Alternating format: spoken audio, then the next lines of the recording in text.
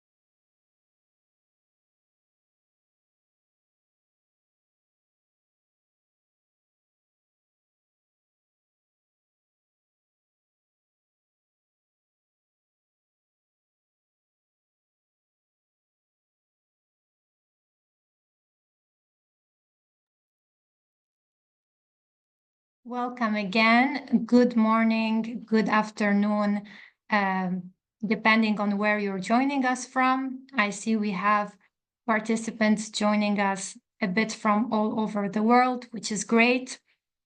So we are starting today's event, which is titled Advancing Cocoa Sustainability. My name is Alexandra Atalla, and today's event is co-organized by the Food and Agricultural Commodity Systems community. It's a UNDP-led community, and Evidensia. The event is delivered under the Food System Land Use and Restoration Program.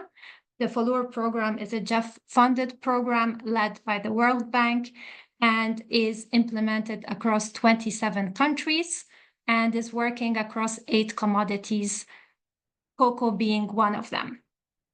Today's event will be moderated by my colleague, Matthew Stancliffe-Bird, who is the Associate Manager for Impacts and Evidence at Evidensia, and he will share with you shortly the overview of today's session and also introduce our experts.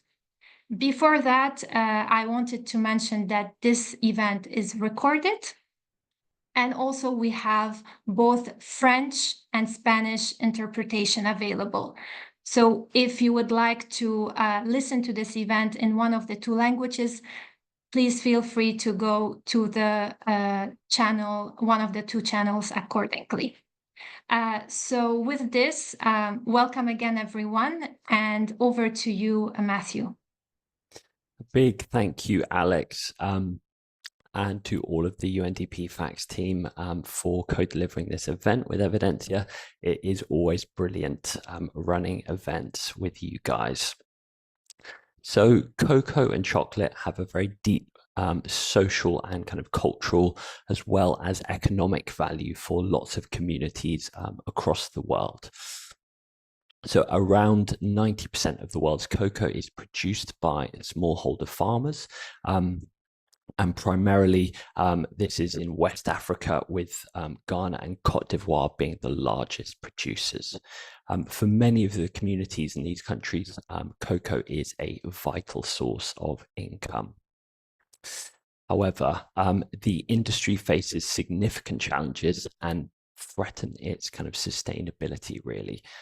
So today's event is going to be focused on us really looking at those predominant issues like child labor, deforestation, as well as the struggle for farmers to break out of poverty. So in the first half of the event, we are going to be joined by Dr. Christy Leslie. We're really, really excited to have her speak. Christy has researched and written about the politics, economics, and cultures of cocoa over the last 20 years. She is a chocolate scholar, which is possibly just one of the best kind of job titles that I've ever heard or come across. She's currently the founder and CEO of the African Cocoa Marketplace, and she's really going to be painting a picture of the dynamics within the cocoa sector and highlighting some of those critical challenges today. She's going to be doing this through the lens of a smallholder farming family. So yeah, really excited to hear her speak. We're going to have a short break for questions after Christy's intervention.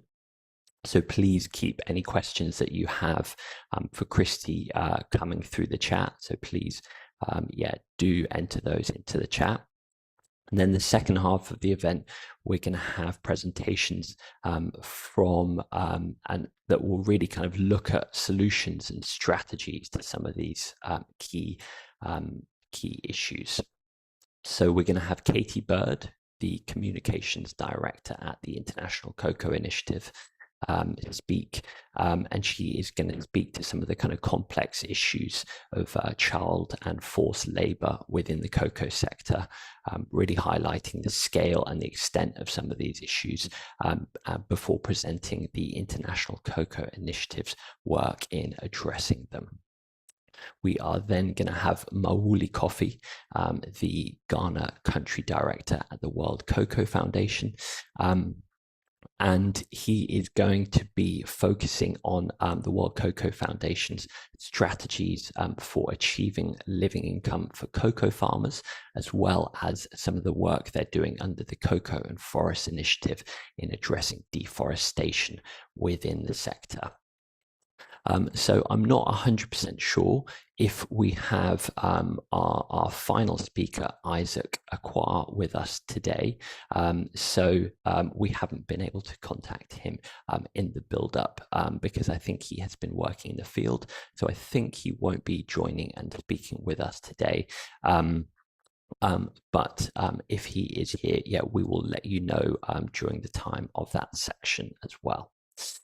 So without further ado, I've just had a note from Alex to say that Isaac is here, which is wonderful, and will be presenting his work on with the Natural Resource Department in Ghana's Environmental Protection Agency.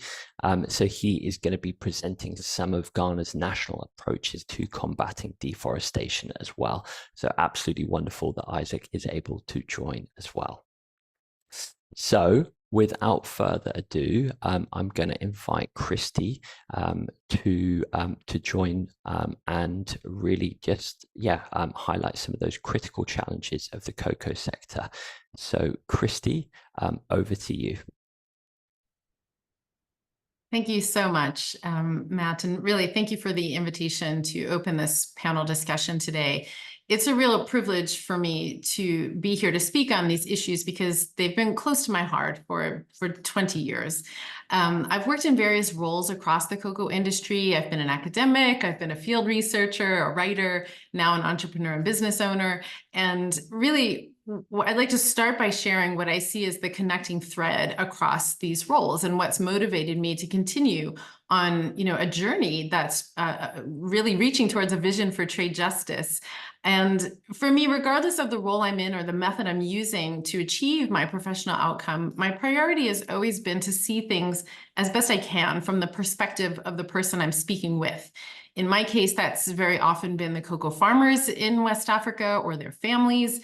I've also spent a lot of time with the traders, the people who are moving cocoa into its next stop along the supply chain. In Ghana, for example, these would be the purchasing clerks, the people who buy cocoa from farmers, regional warehouse managers, just the people who are physically moving cocoa from one spot to another.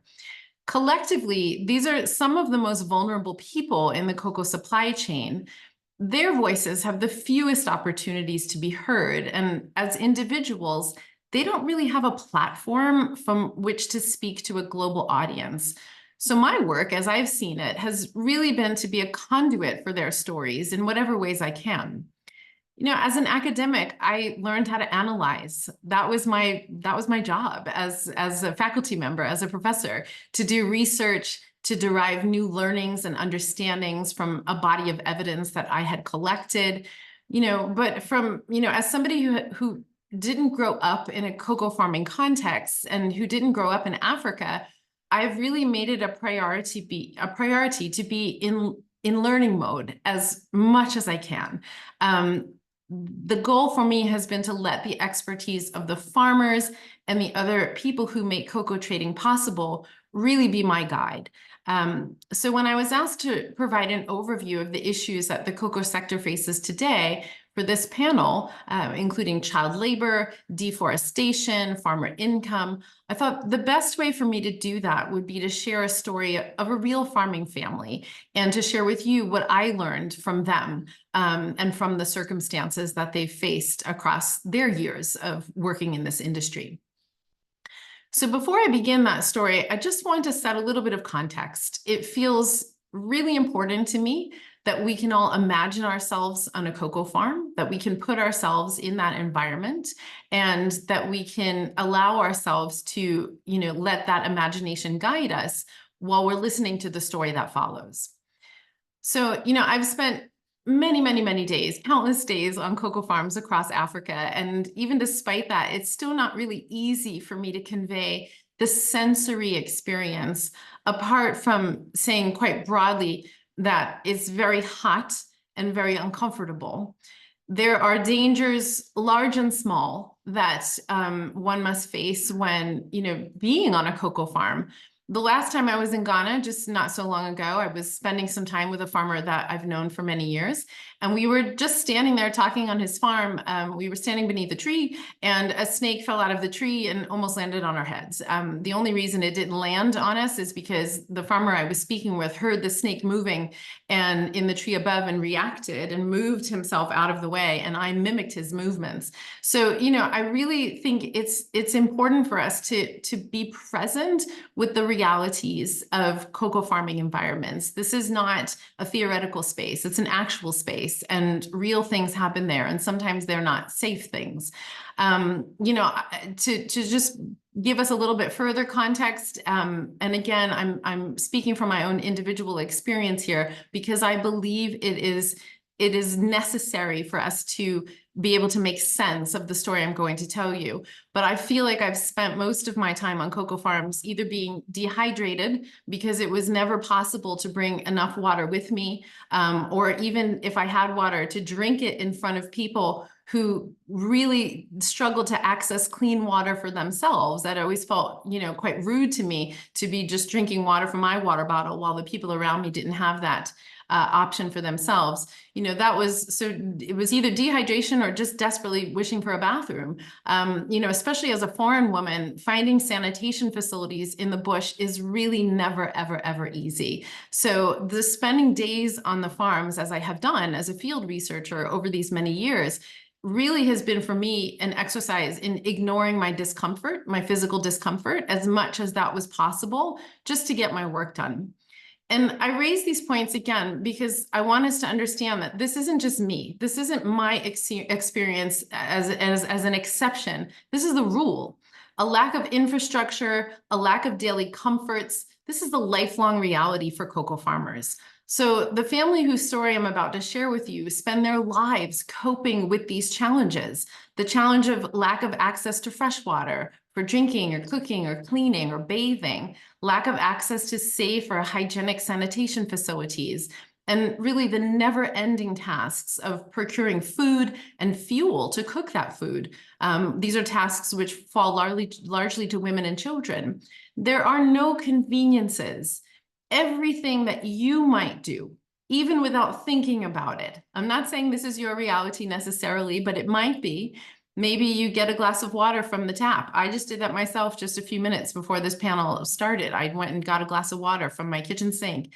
Something as simple as washing your face or doing laundry. All of this takes 100 times more effort in the bush. There are no conveniences.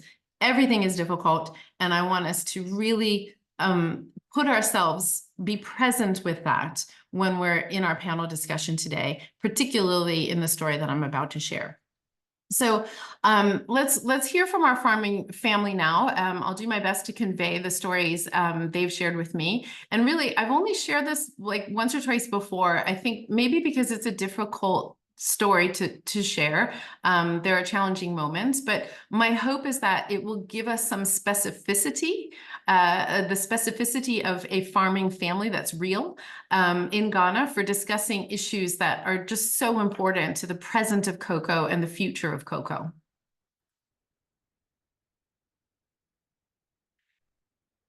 So this is Abdul Razak. Razak was a cocoa farmer in Ghana's central region. In all my years researching cocoa in Africa, Razak was one of the most dedicated people I've ever met when it came to maintaining the high quality of Ghana's cocoa crop and improving his family's prospects through cocoa. He really put his whole self into the goals of elevating his family and elevating Ghana. So I first met Razak and his wife Habiba and their 7 children in July 2019. At the time, I was living in Accra, and I had traveled to the central region where Razak and his family lived to spend the day with them. I realized as soon as I got there that Razak was an exceptional man. And so even before I left their village that day, I was really eager to return. And I asked Razak and Habiba if I might visit them again. And they said yes, of course. So I returned to learn more about Razak's story. From the way he described his childhood, it just seemed he'd been born knowing that he would farm cocoa. It had been his passion, it had been his dream, really for as long as he could remember. However, life hadn't set him up to be a cocoa farmer. Razak did not inherit access to farmland, so he needed to acquire that access. So let's just take a moment and watch Razak at work on his farm, just for a minute, and see the kinds of things that he did. And you'll see Habiba as well in the background, scooping beans from the pods.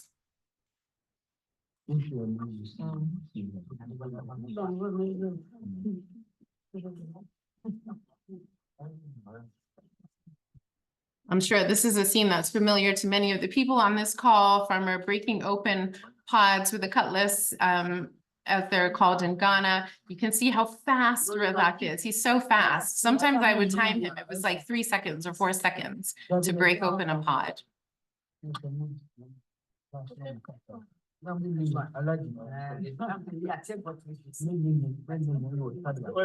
And now in the background, you can see Habiba with their youngest child strapped to her back, and she's going to now support by scooping out the beans from the pods that Razak has cracked open, and she'll put them in that big aluminum bowl.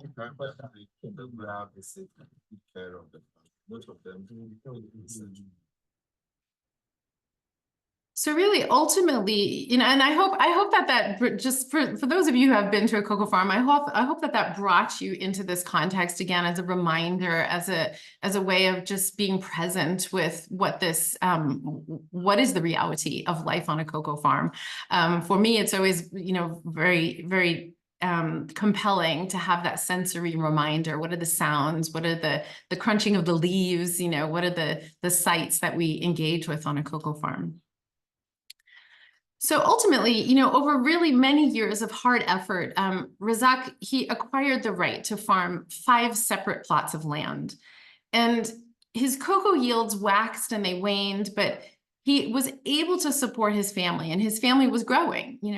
Razak had his best season ever in 2009 and 2010, when cocoa's world market price was over $3,500 per metric ton.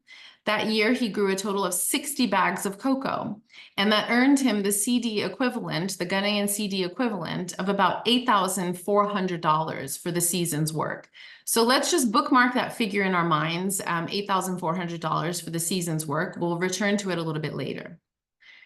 So in time, Razak's success as a farmer gave him a prominent position within his community. People listened to what he said, and he could influence the way that cocoa was grown and traded.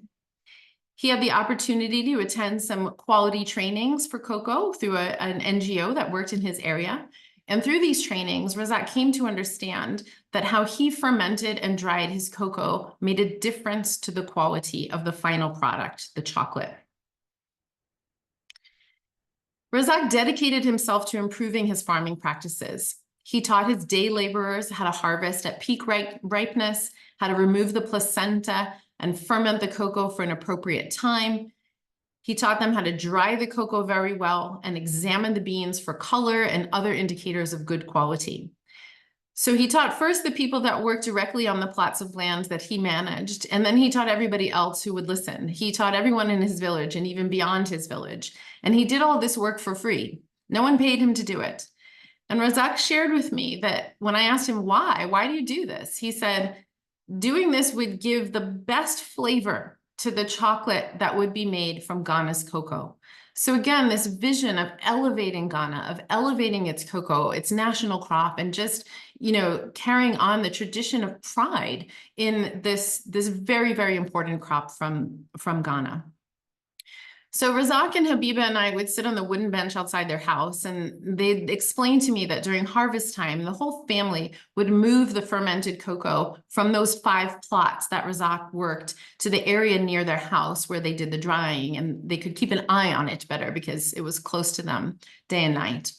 And then after the cocoa was dried, the whole family again would help move the cocoa from there to the buying shed when it was time to sell it. This was a pretty big labor, and it really required everybody to pitch in. I know it wasn't easy for them, but it was also really clear to me that this family was a team. They worked together with love, with affection, and with gratitude for the opportunity to grow cocoa at the scale that they did.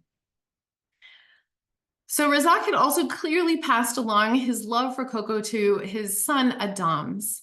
That's Adams there sitting with his mother, Habiba, on the left. On the farm, Adams was eager to help his mother scoop the beans from the pods as Razak cracked them open, like we just saw in that video. While I would sit and talk with his parents, Adams would zip back and forth to the little piles of cocoa beans that were being re-dried on the aluminum sheet. You see it on the side, on the right-hand side of the screen. We'd sit there by the house, and Adams would run back and forth, and he would pick up that sheet and he would angle it the best way to catch the rays of the sun. And then once he was satisfied with what he'd done, he'd run back and he'd look at his father for approval. And it was really, really special for me to be able to sit there with this family in what was for them a kind of everyday moment in their lives, and to talk about it and to hear from them. What is important about this work to you? What do you hope to gain from it? What have you lost by it? What are your opportunities? What are your successes and your challenges? It was very, very special for me to spend that time. So after that second visit that I made, it was a few months before I could return to the central region and visit Razak and Habiba again. And when I had an opportunity to travel there from Accra again, I texted the NGO field officer who had originally introduced me to Razak, and I asked her, would you please communicate such and such a date to them and ask if they'll be available to meet? And it actually took her a few days to get back to me, which already gave me a sense that something was not quite right. And when her reply came, it just started with the words, "I have some sad news." And Razak had passed away after a very brief illness, and it had just happened a few weeks before. So this is not a rags to riches tale. This isn't. Our story up until this point has really been of a man whose belief in cocoa and whose endless hard work had enabled him to create not just a sustainable living for his family, but the hope of a prosperous future. This kind of upward mobility was a hallmark of cocoa farming in its earliest days in Ghana at the turn of the 20th century. Farming families were able to expand their access to land, build retirement homes, send children not just to primary and secondary school, but onwards to higher education. And today, so much of that is still true. Farmers still look to cocoa as the best option for securing this kind of intergenerational wealth. Cocoa has a stable market. You can always sell your cocoa beans. It has enormous institutional support. There's so much infrastructure behind cocoa in West Africa. In Ghana specifically, there's a century and a half almost of knowledge and skill behind the cocoa industry. So generally, even today, if you have the possibility to farm anything, you usually choose cocoa. But with Razak's sudden passing, even, all of that hope for the future, all of that prosperity and potential prosperity really went away, and his family was plunged into crisis. Overnight, Habiba and the children went from a life of relative stability and hope for the future to a daily struggle for survival. Habiba must now contend with many difficulties that were not present when her husband was alive, as well as all of the challenges that they faced when he was alive and when they were facing them together. So let's just start with selling the cocoa. This is a man's job. It's a masculine activity. It happens in masculinized spaces, and the cash paid for cocoa tends to go into a man's hands. None of Habiba's grown-up sons were present when Razak passed. She had two older sons, and they were already off in their own lives doing other things. So Habiba had, since Razak passed away, she's had to rely on other men to sell cocoa on her behalf. Adams wasn't old enough yet to do it. And with that comes risks. It's risks that, the man who's doing that work on her behalf will take a cut, and that cut is going to be either fair or unfair. The cut for handling the transaction. She could also choose to try and sell the cocoa herself. It's not unheard of for women to bring cocoa to a buying shed and receive cash for it. By far, this does happen, but there's also a risk there for her because she's now a really vulnerable member of the community. Everyone will know that she's a widow with 7 children. She has no bargaining power, and she will take a lot of risk in taking on this work herself, especially as a woman. That same vulnerability makes it harder for Habiba to negotiate with seasonal laborers, with day laborers, and now she needs even more of those people to maintain production across the plots of land that Razak had been stewarding himself. Same like with bringing cocoa to the buying shed, Habiba has less bargaining power now in determining how the proceeds from those plots will be shared with her and her family, as well as with the laborers who are doing the work. Legally, the right to farm some of Razak's 5 plots of land was inheritable, so it should have passed to one of her sons, most likely Adams. But when Razak passed away, because Adams wasn't old enough yet to take over the management of the land, and Habiba's older sons were off, in their own careers, she really faced a challenge, and she was grieving her husband, and she didn't know what to do. And she made some poor decisions when it came to getting in new tenants and laborers in to manage the land. So as a result, she now will likely lose access to some, if not all of those plots, and that may have happened already. So let's just take a moment and consider what Habiba's situation means for one of the 2 themes of this panel, which is child labor, one of the issues under discussion. Habiba's situation is exactly what Dr. Amanda Berlan has pointed out leads to the worst forms of child labor. Because of deep-seated gender inequalities in West Africa, households headed by single women are the most likely places to find children participating in the worst forms of labor. When a cocoa farming family loses the man who is culturally and socially authorized to do the labor of cocoa farming and who receives the money for that labor, their domestic circumstances change for the worse. The family might lose the man to divorce or death, as in Razak's case, or the man might abandon his family for other reasons. But regardless of the reason, when it happens and a woman is left by herself to run the household, those women have fewer options for maintaining control over cocoa income. If those women have children, those children are therefore much more likely to end up participating in farm work that they shouldn't be doing, including hazardous labor, and that's literally so that the family can make ends meet. The last time I talked with Habiba, she hadn't yet had to send any of her children to do hazardous labor on the farm, but she had some supports in place that made that not necessary. And really the chief support that she had after Razak passed was that she and her children had been living in Razak's family compound. His extended family had given her a home. That doesn't mean everything is still, like as it was. She really can't imagine anymore sending her children, her younger children, to the professional schools that they once dreamed of. Adams always wanted to be a cocoa farmer, but one of his older sisters, she always dreamed of becoming a doctor. So maybe those dreams are now no longer possible, but at least for the time being, they've been kept relatively safe. They're fed, they have a roof over their heads, but there's really no guarantee that that situation will last. So I know that my co-panelist, Katie Bird, will be discussing child labor in detail. And really, one of the things I've really appreciated about ICI's work has been the definitions that the organization has put forward around child labor to help us understand that not all labor performed by children on farms is hazardous, and that a child's labor situation isn't necessarily static over time. Even a child who is classified as doing hazardous work at one point in their life might not stay in that situation. And I think Habiba and Razak's story illustrates this. Would we be willing to classify as hazardous labor Razak's son Adam's, positioning the beans nicely on the little drying mat, or helping his mother to scoop out the beans from the pods, and then, all in the company of his parents? Probably not. But now Habiba and the children are in a much more precarious position, and there is the possibility that one or more of her younger children will have to now do labor that would be classified as hazardous. So let me just conclude my presentation with some comments on farmer income, which is another issue for our panel discussion today. And I'd like to return to that figure I asked you to bookmark in your minds earlier, when Razak had his best year ever and sold 60 bags of cocoa. And at the exchange rates at the time and at the producer price at the time, that earned him $8,400 for the entire season. So I don't usually like to talk about averages, for cocoa farmers, because I don't think averages tell us very much about any one individual. And I prefer to talk about ranges, because I think ranges give us a better sense of what life is like at the extremes, if someone grows very little or if someone grows a lot of cocoa. But in my experience, listening to farmers describe their yields and their sales, 60 bags is towards the upper end of the range. It's not the highest I've ever heard, but it's far from the lowest. So we can consider $8,400 seasonal income from cocoa as relatively prosperous income. Again, not the worst, but closer to the best.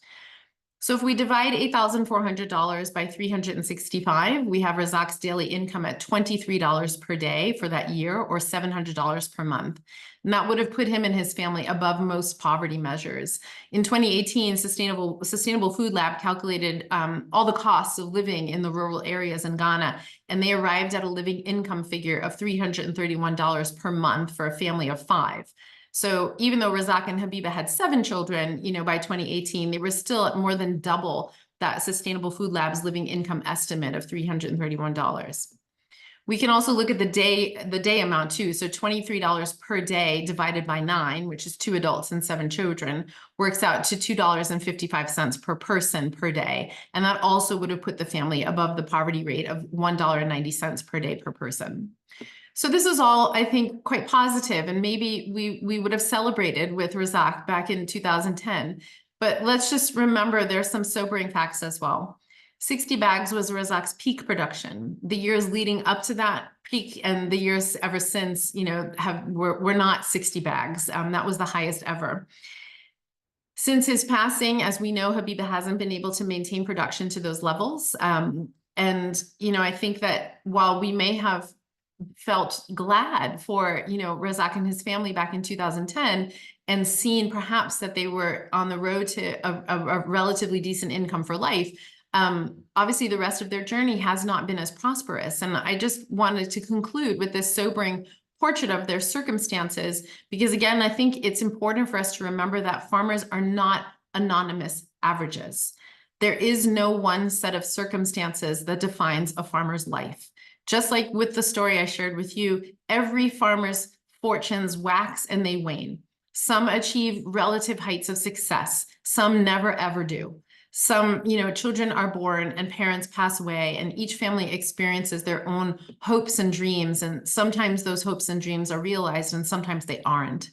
So as we move into the rest of this panel discussion, I hope that the story of Razak and Habiba will just stay in our minds as an illustration of one cocoa farming family, and give us a way to populate that phrase, cocoa farmer, with the vision of a real man and a real woman and their children, whose experiences are specific and unique and deserve our best efforts to elevate their prospects. Thank you. Christy, a massive, massive thank you for sharing Habiba and Razak's really inspiring but incredibly difficult story. And so thank you for grounding the reality of some of these big issues through that story. We have had a question through into the chat from Sandra Andraka. She has thanked you for sharing the story.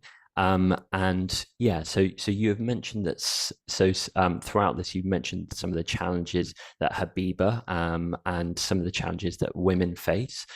So what are the roles that they've played in the cocoa value chain, and what are the main needs that women have had to stay in business, and potentially what could projects, organizations, agencies do to better support them? Thank you for that question. It's a question that I have really asked myself many times over the years. I have always, done my best to use gender as an analytical lens to understand the cocoa farming circumstance. And I think it's important to just start by saying that women can and do participate in every stage of farming. And there are women who are present in the supply chain off the farm. So, there's always exceptions to the rules. And so we do see women participating in every step.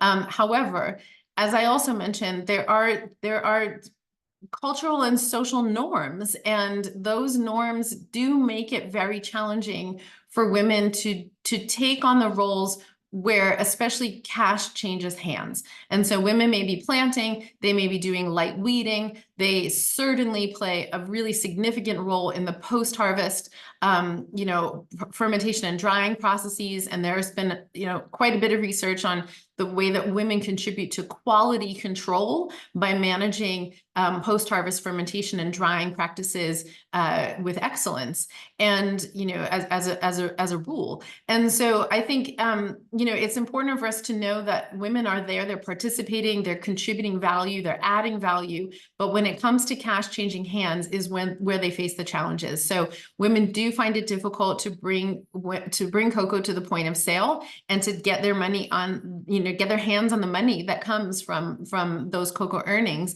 And, kind of an extension of that, regardless of who is, at that point of sale, at the buying shed, the distribution of cocoa income within the household to needs that women tend to prioritize, which are healthcare, education, just food on the table, compared with the costs that men tend to prioritize, which can be, often related to building, housing, certain types of travel that are necessary to keep the family in business. It can be really difficult for women to make sure that those needs are resourced if they don't have that kind of control over the money. So I think, and beyond off the farm, the roles for women to play in wage labor circumstances are fewer and fewer. It's like I said, it's a very masculine industry. Off of farm contexts, I have really only ever dealt with men. There have been so few instances of me working with women in those immediate off-farm environments in the supply chain. Women just haven't necessarily been as present in those roles. So I think, what can we do? I think, gender appropriate analysis of cocoa farming, and it is really hard to reach women. Going into bush as a field researcher, you can do all the best preparation in the world that you want. It's not going to make it any easier for a woman to come to you and, and share with you her story, and make sure that her voice is heard. So I think every possible effort, every avenue we can exploit to ensure that we are gathering data from women, that we're listening to women, that we're making sure that we make it easy for them, or I shouldn't say easy, but easier, to share their needs and articulate what it is that's important to them, because we can't really build interventions without hearing from the women themselves. And that's kind of step one in the process. Brilliant. Thank you, Christy. And I think we have time to squeeze in one more question before we invite Katie Bird to speak. But the story again really highlighted those fine margins of a stable and secure income. So I was wondering, in your experience, what has kind of worked to really kind of help mitigate against some of these shocks? Is there anything that organizations, individuals, communities can do to really help kind of mitigate some of those disastrous circumstances that can occur? Yeah, a great question. The margins are vanishingly small. It's like, the profit may be there, but it's small profit. It's like most of the income that farmers earn from selling their cocoa goes right back in to the farming endeavor. And so I think, what can we do? I will never speak against price premiums ever. I think we don't have as much room to maneuver around the price for cocoa in Ghana and Cote d'Ivoire because of the regulated market and the price structure that's fixed by the government. But premiums are always one avenue to bring a little bit of extra cash into cocoa farming communities or resource things that can help a cocoa farming community. So, I will never speak against premiums, but I will also say that the kinds of things that I've seen be successful, it are other types of supports where the farmers don't have to work quite so hard to get the inputs that they need. And so there's, a cooperative or two out there that I've spent time with where they will say, look, when I ask them the question, what do you need, for your farm to keep your farm productive, they're not saying I need machetes, I need cutlasses, or cutlasses rather. I don't need my inputs. We have a labor gang who comes and does the work for us. I get all the inputs I need. Look, this used to be a bit more the scenario for many farmers. When Ghana Cocoa Board and CCC were able to provide some of the inputs with subsidies, but now it's less and less the case. But where I have seen less stress in a farming village or within a community or a hamlet is where an NGO or private sector have come in and said, we are going to provide you with the inputs that you need, and to just any stress you can take out of a cocoa farming environment is going to be helpful. And it might seem really basic to say something like, get everybody cutlasses that they need, but it's like, that is the main tool of farming. You cannot farm or do anything in the bush unless you have a cutlass that's new and sharp and ready for use. So it's like even inputs that might not seem very sexy or not have like a huge amount of theorization behind them really are what I have seen, make a difference in cocoa farmers' lives. The essentials are, absolutely necessary. Yeah. Thank you so much, Christy. And thanks for everyone that is putting questions through into the chat box. We will have more time towards the end of the session to invite all the panelists to answer some of your questions. So please do keep them coming. But for now, Christy has already introduced some of the International Cocoa Initiative's work. And Katie Bird, their Director of Communications, will be telling us a lot more about it. So Katie, and I don't think any relation of mine at all, but we share one of the same surnames. So Katie, over to you. Thank you. Indeed, my colleagues asked me the same thing, but I don't believe so. Let me just see if I can share my screen. Okay. So hopefully you are seeing the screen. Great. Yes. Well, indeed. Thank you very much for inviting me to speak on this panel. I wanted to, just build a little bit on some of the really powerful stories that Christy has obviously shared with us today about what life is like as a cocoa farmer and some of the main challenges. I wanted to have a look at some of the definitions and the scale of the challenge, and then move to looking at some of the approaches to tackle them. So ICI is a multi-stakeholder organization tackling child labor and forced labor in cocoa. So those will be the issues that I'm focusing on today.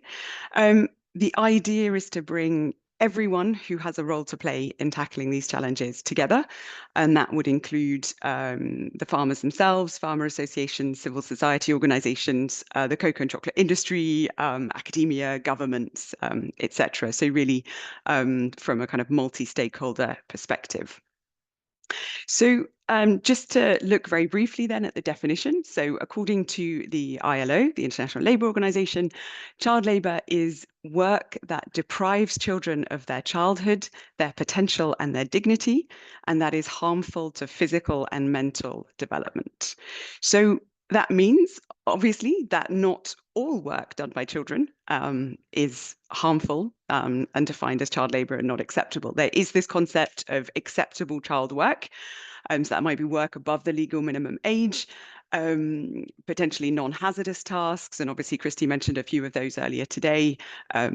Tasks done for a limited number of hours when they don't compromise school attendance, done under supervision, etc. And child work, can be a really important part, obviously, of children's development and the welfare more generally of the family. And when, of course, it becomes problematic would be when those tasks become hazardous, when they're done for too long hours, or when that work gets in the way of schooling. So if we look then at child labour in cocoa, a research institute in the US called NORC released a study in 2020 that estimated that 1.56 million children are involved in child labour in cocoa in Cote d'Ivoire and Ghana. And that equates to sort of just under half of the children living in cocoa growing areas. So the scale is really quite huge when we're looking at it with those kind of figures. So what does this actually look like in cocoa? Most child labour in cocoa is children doing hazardous tasks on the family farm. So again, we saw quite a few of those this morning, earlier, in Christy's presentation, use of sharp tools, machetes, for example, carrying heavy loads or exposure perhaps to agrochemicals, to pesticides and things like that. A lot of children might well be combining work, child labour with school, but they're defined as being in child labour really mainly because of the hazardous nature of the work that they're doing. So just obviously to give a bit of context, this is probably a very obvious statement to make, but child labour is clearly not just unique to cocoa, nor is it a unique problem just for Cote d'Ivoire and Ghana. I mean, just here on the slide, there's a couple of numbers from the UNICEF Global Estimates report where they estimate 160 million children are in child labour globally, a majority of those being in agriculture.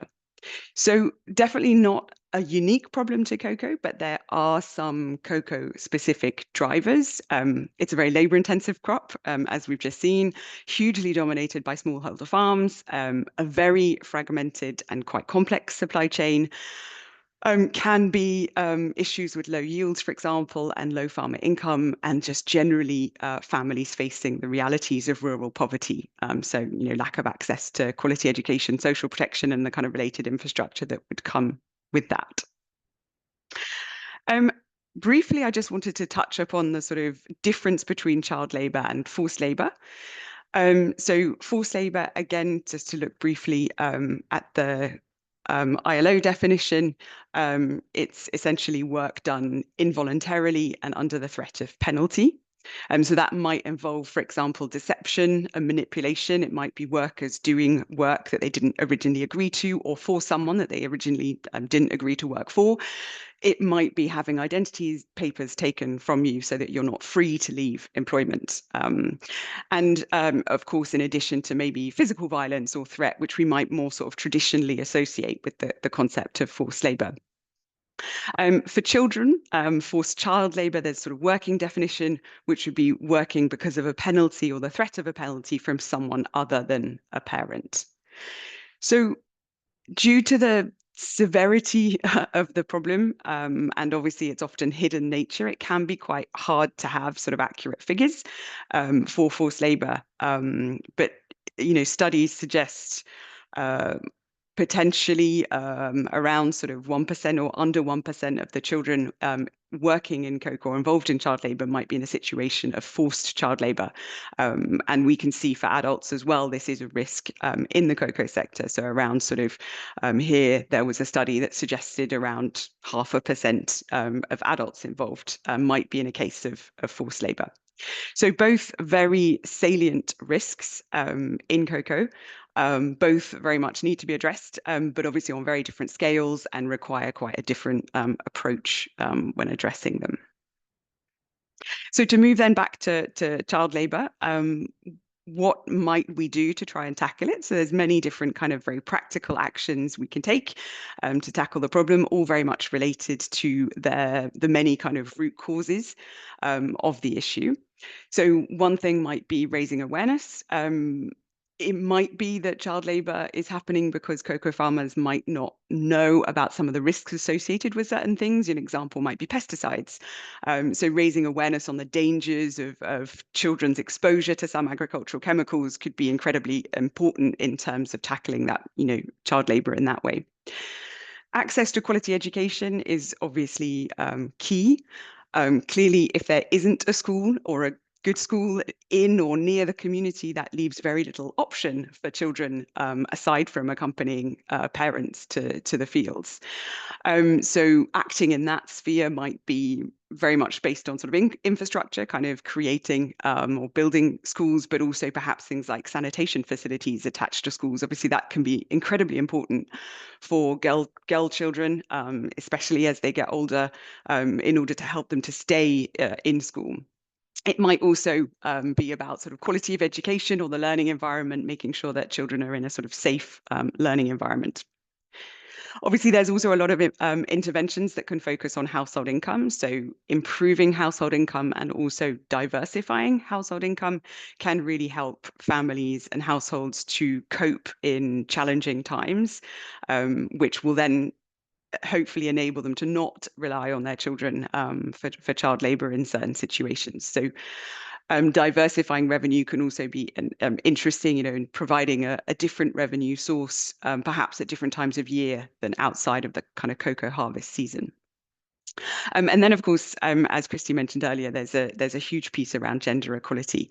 We know that when men and women enjoy, equal rights, everyone benefits. And there is indeed a lot of data that suggests the more women are able to get involved in household decision making, the more they have a say, then often the decisions that are made about the family finances perhaps would be more positive to children's education, nutrition, and things like that. There's also data that suggests that when women's literacy is higher, then the children are less likely to be involved in child labour and things like that. So a lot of different areas where we can organize, activities and support and interventions. So in terms of sort of within the sector, what's happening now, there's a couple of very common approaches that can really be seen as a way of sort of organizing different activities and interventions, some of which we've just talked about, together in a kind of organizing approach, sort of an overarching approach. One of the very common ones at the moment is child labour monitoring and remediation systems. So these were created by the ILO or developed by the ILO many years ago and have now been adapted for use in many smallholder farmer contexts. So cocoa's one. I think they're also beginning to be used in the coffee sector, perhaps even, I think, tobacco as well. And these are systems where a community facilitator would visit all the households within a company's supply chain, raise awareness on the dangers of child labour, identify children in child labour or at risk, provide, which then allows for support to be provided. And then a really key piece is follow up. And as Christy mentioned earlier, circumstances change. And it's really important to first of all ensure that if support has been provided, has that been enough? Is the child able to stop engaging in hazardous tasks? But also, has the family perhaps had an unexpected event, illness, sickness, or which might then push the family back into different circumstances. So that follow-up piece is also really key. Another common approach, many of the activities put in place would end up being quite similar, but another sort of different overarching approach to put it in place would be community development. So here you would have sort of many discussions with different community groups, youth groups and women's groups, children, farming groups, to identify in partnership with the community, what they might need as a community in order to create a more protective space for children. And that might be things like infrastructure, it might be running water, it might be, health systems and things like that. So those are some of the kind of activities, interventions, or sort of approaches that are currently being used. One of the things that is really important for us as an organization is obviously to measure and test out those kind of approaches that are in place, but also really importantly, test out new ones and develop new ones. And just before closing today, I wanted to mention a couple of recent innovations that we've been testing, one focusing on child labour and one focusing on forced labour. So the one, an interesting recent piece of work that we focused on for tackling child labour is an idea exploring whether cash transfers with an incentive to spend that transfer on adult labour could help tackle child labour. So here households were given an amount of cash. It was unconditional in the sense that they were given it regardless of their circumstance. But if they spent some or all of that cash on adult labour, then ICI would match that amount, therefore enabling them to access more, more funds and more services. In terms of the sort of adult labour piece, we were focusing on community service groups, which are trained and equipped adults from the community who can provide labour services at a more affordable rate. And that can be useful in terms of providing an alternative to child labour, but also can serve as an additional income source for the members of the group itself. And through the study, which you can find on our internet, we did indeed find that there was an increased level of child protection. Part of that was very much linked to a decrease in child labour because families could reach out to adult labour and they had the funds to be able to do so. But also just more simply, households had access to more cash, shall we say, through the cash transfer, so they could focus on the education and health and sort of needs of their children. So that was quite an interesting study that we did recently. And then the final one I wanted to focus on today was just looking at forced labour and exploring whether community-based grievance mechanisms could be an interesting way of tackling, in this particular instance, adult forced labour at this point. So grievance mechanisms are a process that allow individuals to raise complaints that they feel about things that may have impacted their sort of human rights or their labour rights, usually in a kind of employer-worker relationship. And we wanted to explore whether community-based committees, so sort of groups of trained individuals, would be able to sort of solve some of those labour rights issues and be a kind of first port of call for any worker who might be experiencing challenges. And we did indeed find within the project that these committees were indeed a trusted way of, they were a kind of trusted mechanism by workers and employers in the community. And indeed, many of the grievances that were brought to the committees were able to be solved at that level through kind of mediation between both parties and perhaps sometimes signing a more formal employment contract and things like that. Of course, not all of the cases were able to be solved. And one of the things that we found that was really important within the project was to work with district stakeholders in order to make sure that they were supported and able to solve some of the more complex cases, so that then the committee at the community level was able to refer those cases to the district stakeholders and enable that to be solved. So that, I think, brings me to the end. Quite a quick overview of sort of some of the issues and then some of the things that can tackle them. I hope I haven't too much over my time. No, really, really fascinating and great to hear about some of those recent innovations, Katie, and the kind of how you're measuring that impact as well. So looking forward to inviting you back into the panel in about 15-20 minutes. But now I'm going to pass directly over to Mauli Coffee. We have great questions coming through into the chat. One's from Georgina and Monica. So please do keep those questions coming through and we're going to have a chance to answer as many as possible. Mauli is the Ghana Country Director at the World Cocoa Foundation. And yeah, really, really excited to have you speak and here with us today. Over to you, Mauli.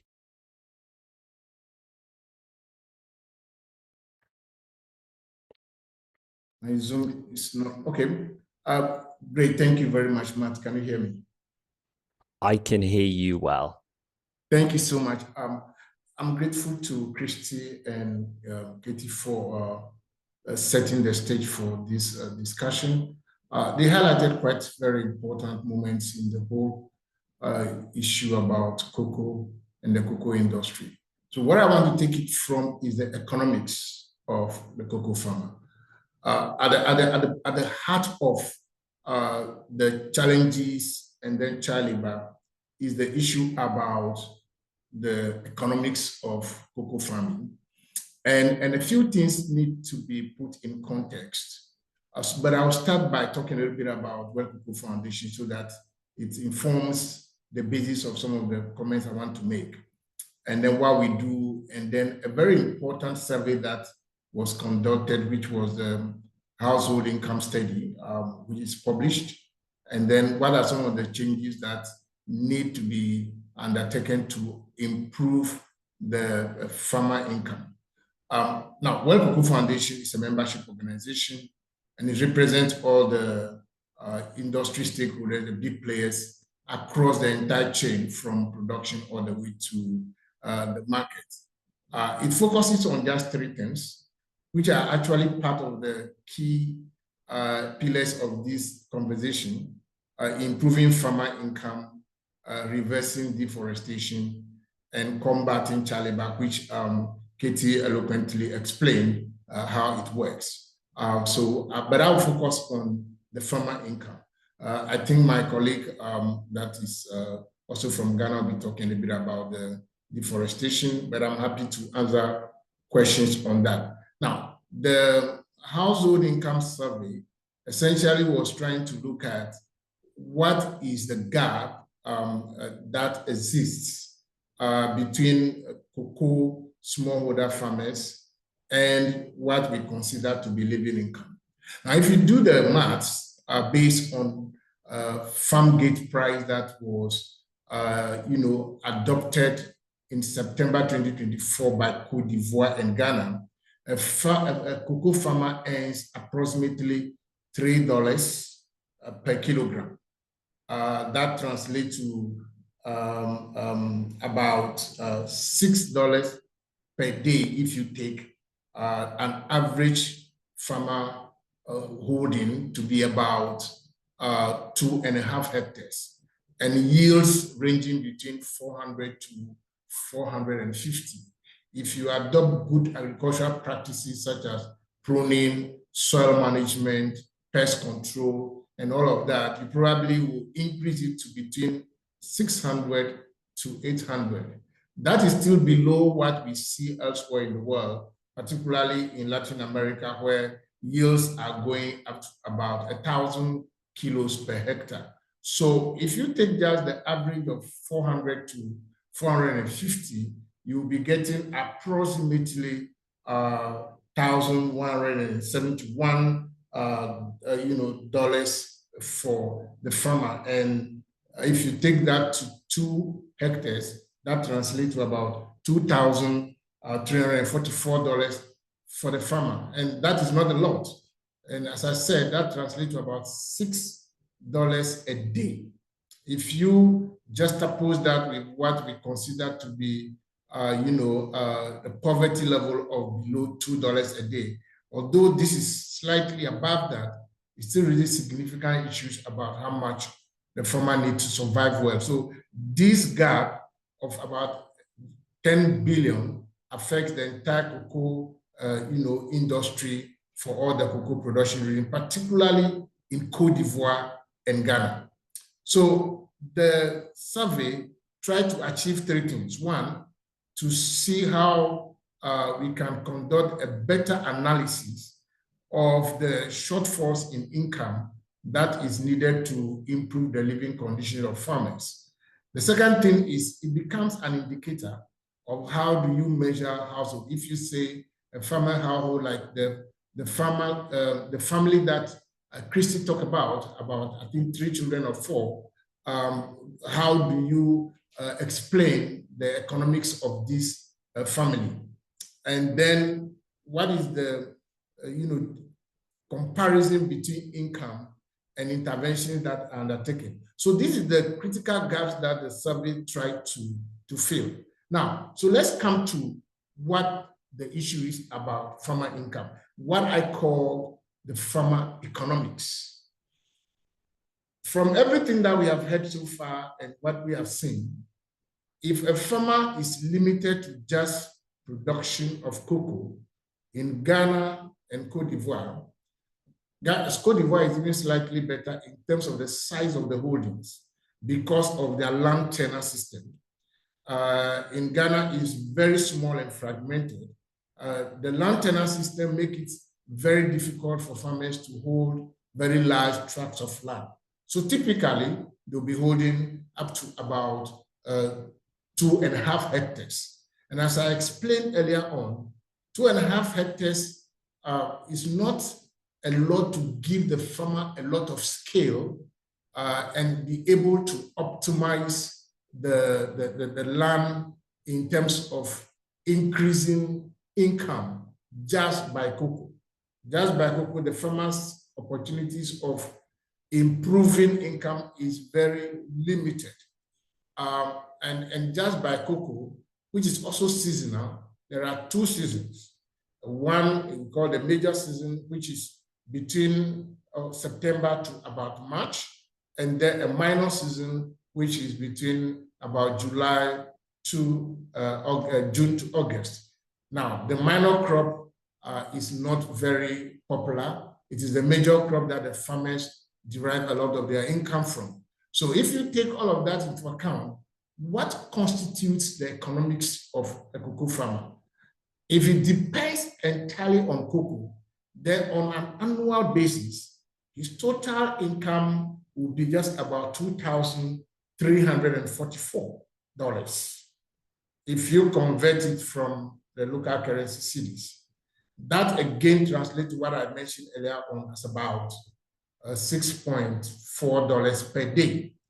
If you compare that to a family size, an average household size of 4 or 5, then you can explain the significance of how, even though an active cocoa farmer can be caught up in a vicious cycle of poverty, which again explains some of the reasons why expensive labor would drive some of them to want to rely on cheap labor by relying on either their own children or going to other communities to bring children to come and work on their farms. So that creates a cycle that needs to be considered when interventions are designed. So for World Cocoa Foundation, based on the studies that we have conducted through the household income, we are working with our members. Bear in mind, it's a member-based organization, and facilitating some very key interventions, which I want to go through very quickly. The first one is disease prevention, control, and treatment.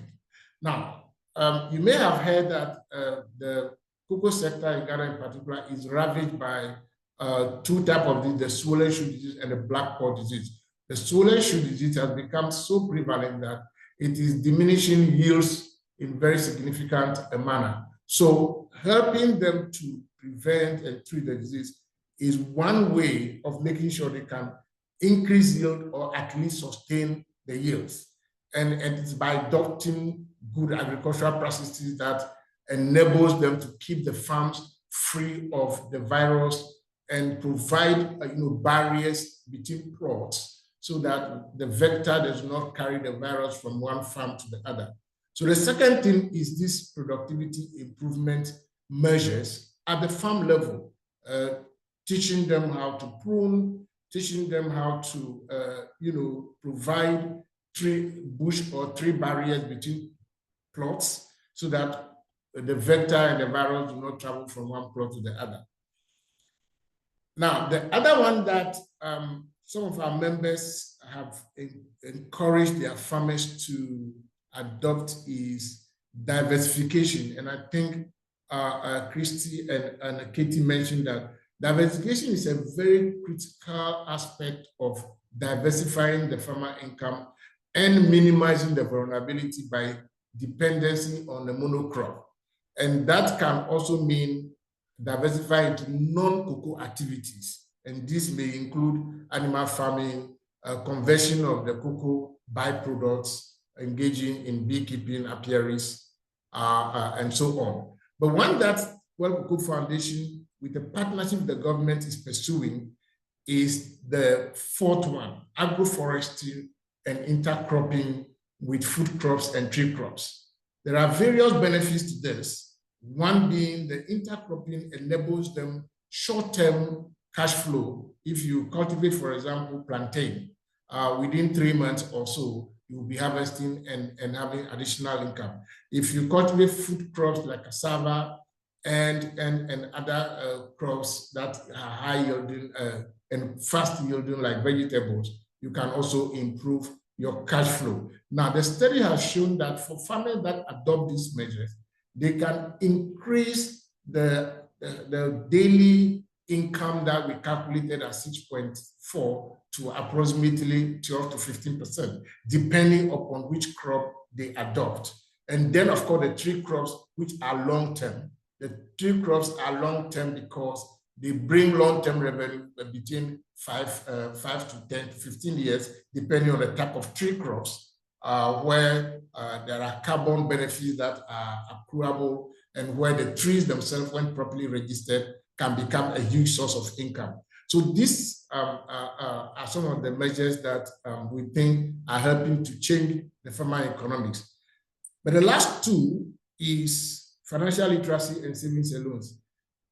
We just ended a project with Care International and other stakeholders in the central region, where we were helping women to engage in village savings and loan schemes. And we noticed that because of the village savings and loan schemes, farmers have been able to improve their finances significantly in terms of having access to financing for even the farm activities, and also to cater for other needs outside the cocoa season. And that has also improved the economics of the farmer to a very large extent. The other one is what we call the business development service to increase the farmer entrepreneurship. Now, most of these farmers are not very sophisticated in terms of understanding what is the business they are engaging and how does the business dynamics play out on day-to-day basis.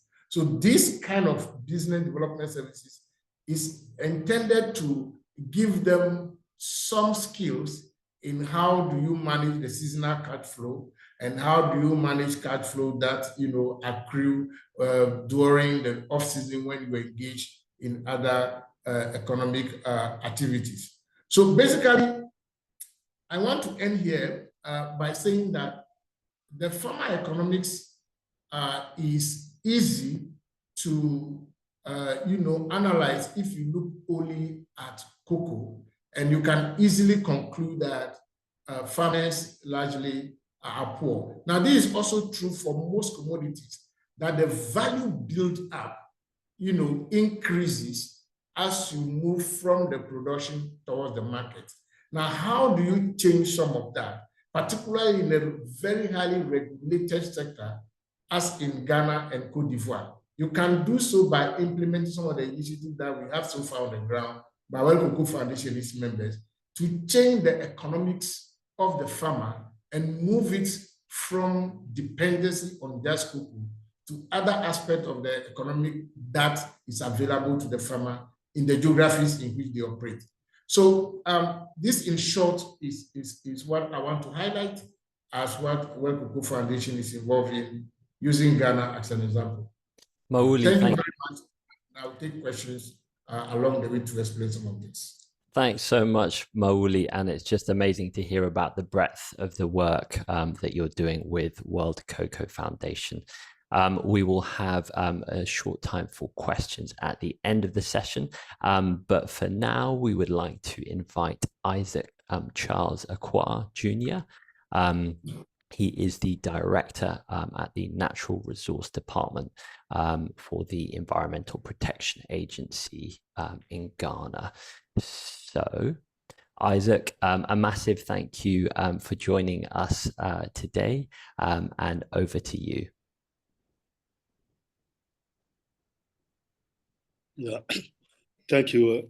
And I would like to also thank the earlier speakers for giving us insight as to the cocoa production value chain within Ghana. Let me say that.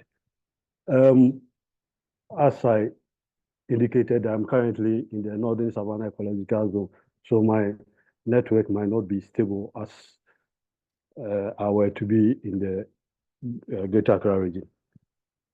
I think I said my presentation and asked that it will be shared. So please can you share the presentation? And I'm talking about deforestation, what government is doing in addressing deforestation within the cocoa forest landscape.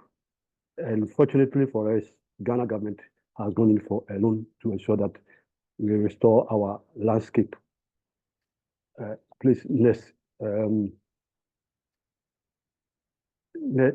Next, okay. So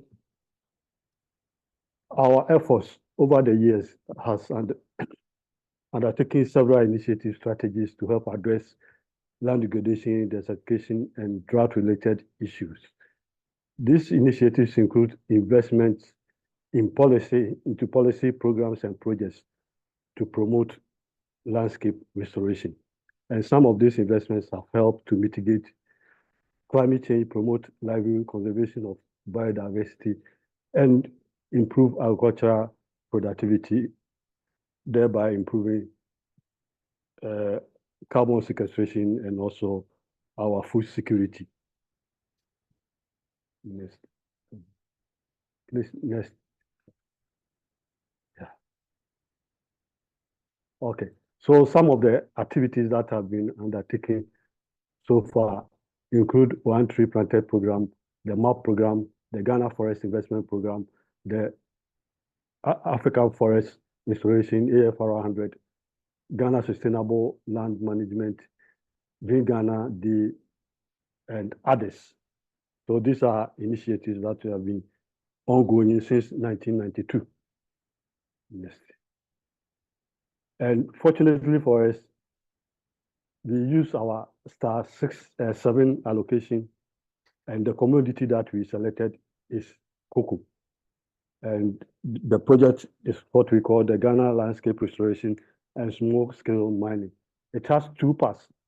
The Ghana Landscape Restoration thematic area is coordinated and managed by the Environmental Protection Agency with oversight responsibility by the Ministry of Environment, Science and Technology, while the small-scale mining part is managed and coordinated by the Ministry of Lands and Natural Resources.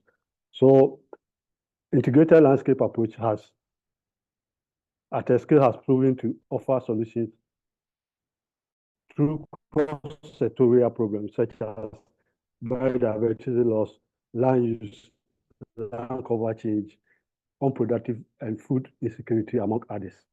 The project development objective is to strengthen integrated natural resource management. The important aspect of the objective is to increase benefits to communities in the targeted savanna and cocoa forest landscape.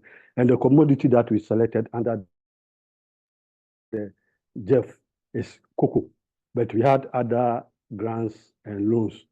And JEF grant was about 12.76, which is our star allocation. Program also added 15 million. And then we have the extractive giving us 0.6. And then IDA loan, which government went in because of what we did with the Sustainable Land Management Project and within the Northern Savannah Ecological Zone. Government saw the progress and benefits to the community, so we decided to go in for the loan to upscale the activities. Next.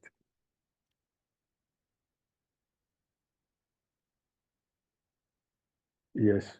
So I'm just going to talk about the land restoration thematic area. And when we look at the logos, we have the Minister of Environment having the oversight responsibility, Environmental Protection Agency coordinating all the cross-sectorial institution using integrated landscape approach. So we have Minister of Food and Agriculture We have Forestry Commission. Forest Commission, we have 3 institutions involved. We have the Forestry Service Division, we have the Wildlife Division, and we have the Resource Support Management Center, which also provided. And we have Ghana Cocoa Board also as part. And we have collaborating institutions like the Water Resources Commission, and then the Land Use and Spatial Planning Authority. Then World Resource Institute, which is an international NGO, is providing us with technical backstopping in terms of data collection, data management, and also communicating the achievements of the project. Yes.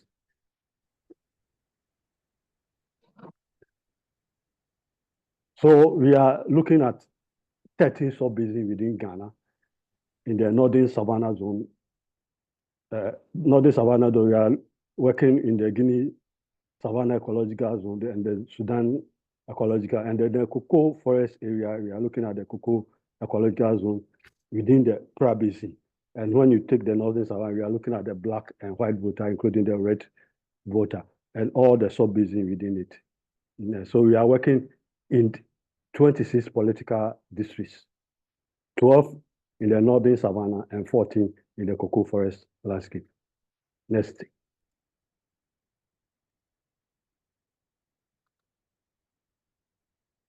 So addressing deforestation caused by cocoa production, we are looking at reforestation of degraded forest because cocoa requires a certain microclimatic condition in order to thrive. And the experience that we've gotten, especially when you get to the eastern region, specifically the Kowu East district, you see that cocoa, the soil types is good for cocoa production.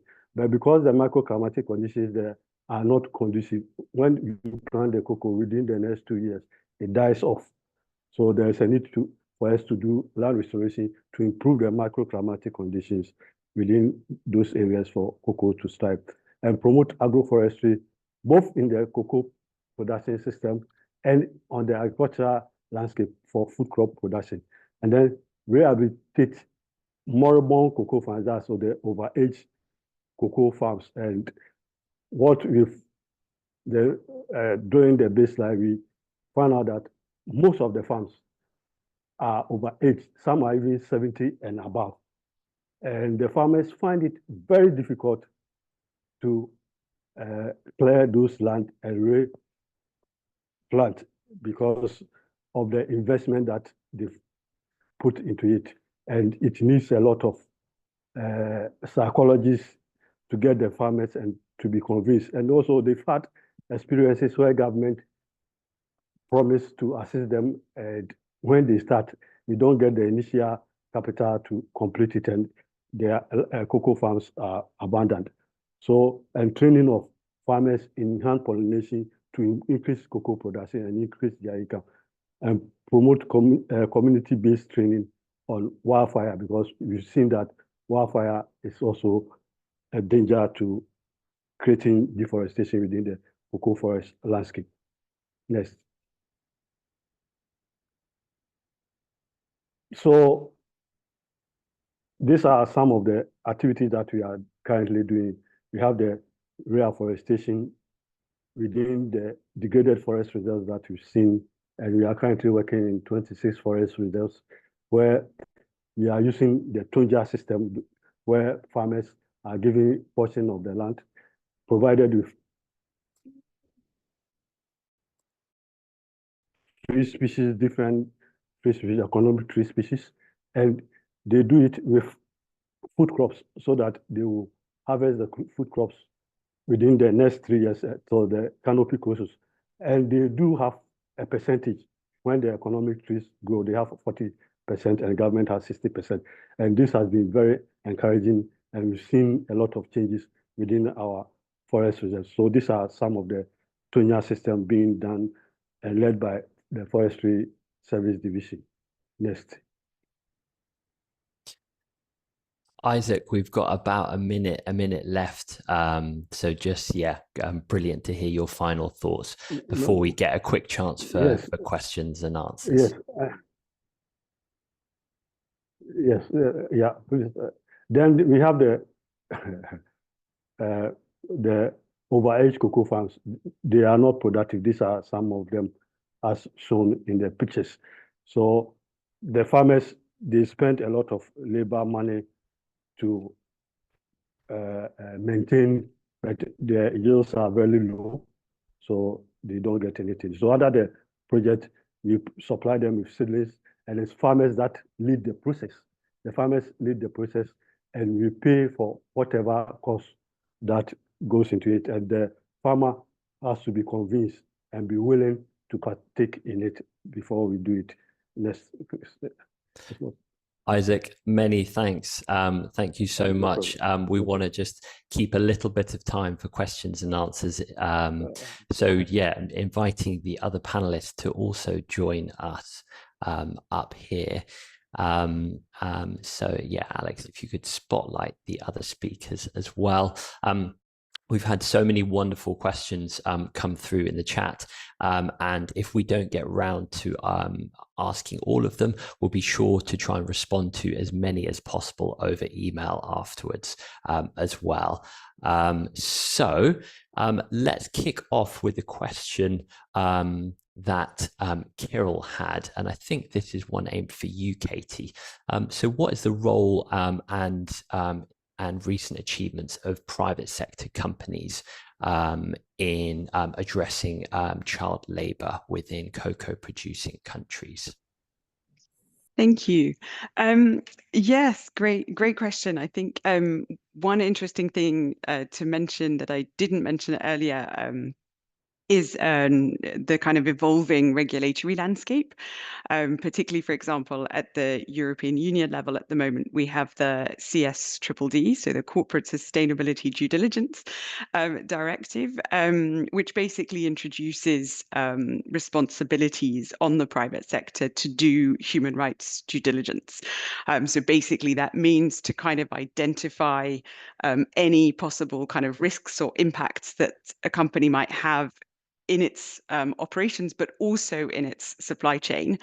And I think that creates that's quite a sort of nice frame of seeing the responsibilities that private sector have. And so not just on the kind of specific operations and in a plant, but also where that, primary resource is coming from.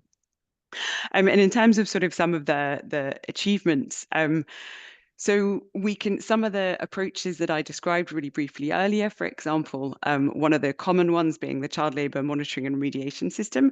Many private sector players have put that into place in their supply chains over the past sort of number of years. We can see from sort of testing and measuring that kind of an approach that it can lead to impacts in terms of reducing child labour. We have figures suggesting, out of the children identified in child labour, between 35 and 40% can be taken out of child labour once received support, which is a really fantastic and sort of positive result. But of course, it very much also illustrates that means that a lot of children are still, not remaining in a situation where they might be involved in child labour. And I think that's also just to sort of highlight that there are roles also for other players as well. And there's no one actor alone who can solve this challenge. So there's clearly a role and a responsibility on the private sector, and there's also a role and responsibility on many other players, including governments, including other kind of international development organizations, etc. So. Many thanks, Katie. So a final question for Mawuli, Isaac, and Christy. And if you could just maybe respond in a kind of 20-30 seconds to this big sweeping question. But so climate change is already having profound impacts on the cocoa sector. Just wondering what your organizations are doing in thinking about kind of adapting some of those to some of those kind of profound impacts and changes. So Christy, over to you first. Yeah, thanks very much. Big question. I think, our priority at African Cocoa Marketplace is always to listen to the farmers. And I think, when we're on the farms with the farmers, asking them their questions. What is your specific experience with the with climate change with your farm? Is when I feel like we get actionable, responses. Like what can we actually do to bring support? And I think that support needs to be really specific, and it's not going to look the same across the entire West Africa region. It's not even going to look the same from one village to the next. I hear such variable reports from farmers in different parts of the African continent, really. So for me, it's always, get in front of the farmers, do the hard work of getting there, and then put yourself in listening mode. Mauli, over to you. Yes, so I think for WCF, I think the main push now is what we call the Cocoa and Forest Initiative. Now, the Cocoa and Forest Initiative is a major, intervention to reverse deforestation, deal with climate change, and also support, regeneration of degraded forests. Now, this is being done with communities through establishing effective governance system and ownership. So communities themselves own this, and then the emerging benefits from carbon sequestration are also, available to the farmers. And then, of course, ensuring that using, I think somebody mentioned it, the modified tonja system, where farmers incorporate crops, food crops into the same plot and allow them the opportunity to optimize their fish so that they don't encroach on reserve forest and, protected areas. So these are some of the ways that the WCF is encouraging farmers to adopt measures that mitigate some of the climate change effects. Amazing. Thank you so much, Mauli. And we've just pushed over the an hour and a half mark. We could spend another hour or three here, I'm sure. But a massive, massive, massive thank you to our panelists and speakers who spoke so eloquently on their work. So I'm going to hand over to Alex to wrap up today's session. Thank you. Thank you, Matt. Firstly, thank you to all our panelists, but I would also like to thank the Evidensia team, both Matt and Laura, and our FACS community team, Alejandra, Philippe, our interpreters, and also all of you that have participated today. I've seen that we've had participants from across Europe, Ghana, Cote d'Ivoire, Peru, and even Indonesia. So thank you for joining us at different times of your day, and sometimes even in the evening. So just to wrap up, we will be sharing the recording and some supporting materials after the event. You should receive it on your email. We will also have a quick feedback survey. So once the meeting is over, you will see a Zoom survey that will pop up. Please take a few minutes to complete it. This will be a useful feedback for us. And lastly, I also wanted to mention that it's not the last event that we're organizing with Evidensia. So stay tuned for the upcoming one, which will take place on December 4th and will be about innovative financing for ecosystem restoration. It will be also an event run under the follower program. So with this, thank you, everyone. Have a wonderful rest of your day, evening, and hope to see you soon at our upcoming events. Thank you so much, everyone. Thank you.